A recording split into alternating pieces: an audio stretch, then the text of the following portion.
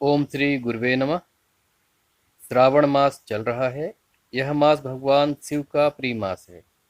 इस महीने में शिव से संबंधित की गई साधनाएं आराधनाएं शीघ्र फलीभूत होती हैं। भगवान शिव पंचदेवों के प्रधान अनादि परमेश्वर हैं।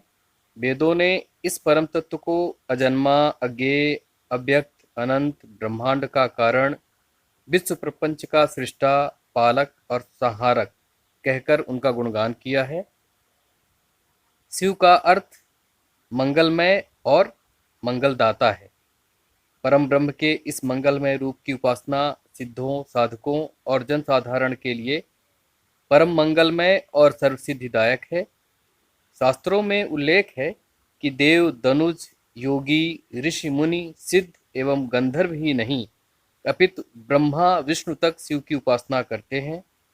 भगवान श्री राम तथा श्री कृष्ण के तो ये परमाराध्य हैं ही, केवल श्रद्धा और भक्ति से शीघ्र प्रसन्न होकर मनोवांछित वरदान देने वाले भूत भावन भगवान शंकर के समान अन्य कोई देवता नहीं है। तंत्र ग्रंथों में भगवान शिव से संबंधित अनेकों मंत्र तथा साधनाएं हैं, परंतु आज मैं आप लोगों के समक्ष इनके अष्टाक्षर मंत्र की विधि वर्णित कर रहा हूँ। देवी प्रणव ह्रींकार से संपुटित होने से यह मंत्र अत्यंत चमत्कारिक हो जाता है एवं इस मंत्र की साधना से शिव एवं शक्ति दोनों की समान रूप से कृपा साधक को प्राप्त होती है। यह मंत्र साधक का सर्वाभीष्ट सिद्ध करने में सक्षम है। देवी प्रणव से संपुटित होने से यह मंत्र अकूत धन, सभी भौतिक संपदाओं एवं विभूतियों को प्रदान करता है। यह ऐश्वर्य देता है। सभी अष्टेश्वर इसके साधक के अधीन हो जाते हैं। सभी प्रकार के मनोरथ पूर्ण होते हैं। श्रेष्ठ एवं आज्ञाकारी संतान की प्राप्ति होती है। पारिवारिक कलह, मनमुटाव एवं क्लेशों की शांति होती है। व्यापार में उन्नति होकर स्थिर लक्ष्मी की प्राप्ति होती है। रोग, बीमारियां एवं अन्य विपदाओं तथा ऊपरी बाधाओं का निवारण होता है। इसका साधक सभी प्रकार के सुखों को भोगता हुआ अंत में शिव सायुज्य को प्राप्त होता है। ये इस साधना के कुछ सामान्य लाभ थे। अब मैं इस साधना की विधि आपको बतला रहा हूँ, जो इस प्रकार है। यह साधना प्रातः या सायं किसी भी समय की जा सकती है। इस साधना हेतु साधक को उत्तराभिमुख होकर बैठना चाहिए।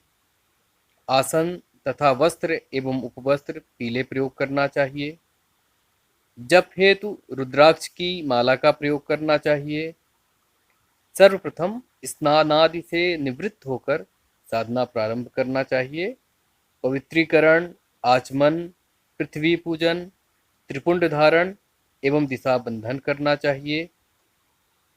अपने गुरुदेव एवं प्रथम पूज्य श्री गणेश जी का ध्यान एवं संक्षिप्त पूजन संपन्न करना चाहिए एवं उनसे साधना को निर्विघ्न पूर्ण होने हेतु प्रार्थना करना चाहिए। इसके पश्चात भगवान शिव की पूजा प्रारंभ करना चाहिए। भगवान शिव के विग्रह, यंत्र अथवा शिवलिंग को स्नान करवाना चाहिए। चंदन, केसर एवं रोली लगानी चाहिए। शिवलिंग पर हल्दी एवं सिंदूर अर्पित नहीं किया जाता, इसका ध्यान रखना चाहिए। अक्षत चढ़ाना चाहिए। पुष्प अर्पित करना चाहिए। सफ़ेद मंदार, धतूरा, पीले एवं सफ़ेद कनेर, कमल, बेला, गुलाब, जूही इत्यादि के पुष्प भगवान शिव को अत्यंत प्रिय हैं। केवड़े के पुष्प भगवान शिव को नहीं चढ़ाना चाहिए। अखंडित बिल्वपत्र एवं समीपत्र चढ़ाना चाहिए। शुद्ध घी का दीपक एवं धूप प्रज्वलित करना चाहिए। दूध से बने मिष्ठान्न का भोग निवेदित करना चाहिए। इसके बाद शिव के अष्टाक्षर मंत्र का अपनी कामना का स्मरण करते हुए अपने दाहिने हाथ में जल, पुष्प एवं अक्षत लेकर विनियोग करना चाहिए। विनियोग इस प्रकार है। अस्य श्री शिव अष्टाक्षर मंत्रस्य वामदेव ऋषि पंक्तिश्छंदः उमापतिर्देवता सर्वेष्ट सिद्धये विनियोगा। विनियोग के बाद हाथ का जल जमीन पर छोड़ देना चाहिए एवं ध्यान करना चाहिए। बंधुक सन्निभम देवम त्रिनेत्रम चंद्रशेखरम त्रिशूलधारिणं देवं चारुहासं सुनिर्मलं कपाल धारिणम देवम वरदा अभय हस्तकम उमया सहितम शंभूम ध्यायेत सोमेश्वर सदा। इस प्रकार ध्यान करने के पश्चात मूल मंत्र का जाप करना चाहिए। मंत्र इस प्रकार है, ह्रीम ओम नमः शिवाय ह्रीम। मैं फिर एक बार उच्चारण कर देता हूँ, ह्रीम ओम नमः शिवाय ह्रीम। इस मंत्र का 1 लाख की संख्या में जप का निर्देश है, जिसे आप 21 दिनों में पूर्ण कर सकते हैं। जप के उपरांत मधु एवं घृत से दशांश हवन करना चाहिए।